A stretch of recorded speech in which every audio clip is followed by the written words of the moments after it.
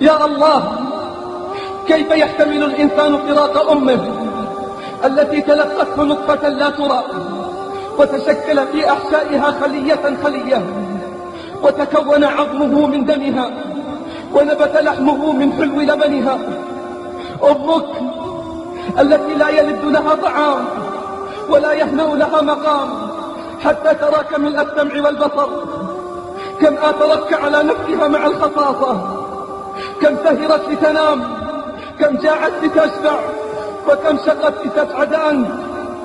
أسألك بالله، من ذا الذي يسد الفراغ الذي تركته أمك، وهي التي كانت لا ترى الحياة إلا من خلالك، والسعادة إلا بوجودك، بل جعلت أكبر همومها أن تحملك في بطنها، وتحضنك في حجرها، وترقبك بنظراتها، وترويك من قدرها. فأنت لها الأجمل منظرا والأعذب صوتا، ويوم أن عقدتها ردت جفاءك بحبها، وغلظتك بشفقتها، ونسيانك بسؤالها عنك. والله ما عرف قدرها إلا الله، حين جعل الجنة تحت أقدامها، وجعل النظر إلى وجهها عبادة، وربط حقه بحقها وشكره بشكرها. قال سبحانه: واعبدوا الله ولا تشركوا به شيئا وبالوالدين إحسانا. وقال: أن اشكر لي ولوالديك إلي المصير. وقال صلى الله عليه وسلم: رغم أنفه ثم رغم أنفه ثم رغم أنفه. قيل: من يا رسول الله؟ قال: من أدرك والداه عند الكبر، أحدهما أو كلاهما، ثم لم يدخل الجنة. عن رفاعة ابن أياس قال: رأيت الحارث العلكي في جنازة أمه يبكي بكاء شديدا، فقلت: لما كل هذا البكاء؟ قال: كيف لا أبكي وقد أغلق عني اليوم باب من أبواب الجنة؟ كيف لا أبكي وقد أغلق عني اليوم باب من أبواب الجنة؟ أماه أنيني مرتفع يسمعه القاصي والثاني.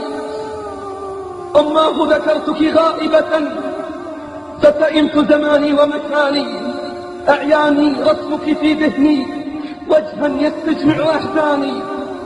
يا ملك الموت، يا ملك الموت، أما تدري من بعدك هدت أركاني، وحبال البعد تحاصرني وتشد وثاق الحرمان. سأبرك أمي فاقتربي، فالدمعة تحرق أجفاني. أماه تعالي مسرعة كي أشعر يوما بحناني، أو تبني عندك لي قبرا كي أدخل كف النسيان. عجبا أماه لمن يبدي للأم سلوف النكران، لو سلبوا يوما بسمتها غنوا للبر بألحان. ندموا بفرض جهالتهم أم باعوا بالباقي الفاني. فالأم نعيم يعرفه، فالأم نعيم يعرفه من جرب يوم الحرمان.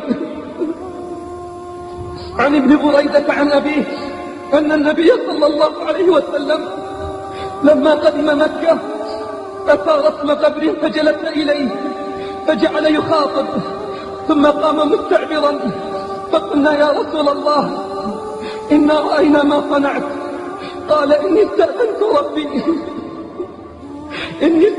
ربي في زيارة قبر أمي فأذن لي، واستأذنته في الاستغفار لها فلم يأذن لي، فما رؤي باكيا أكثر من يومئذ صلوات ربي وسلامه عليه. فيا من فقدت أمك، فيا من فقدت أمك، ابكي على فقدها وأكثر من دعائك لها. ويا من لا زالت أمك باقية، فالزم قدميها فتم الجنة، فيأتي يوم ولن تراه، فسيأتي يوم ولن تراها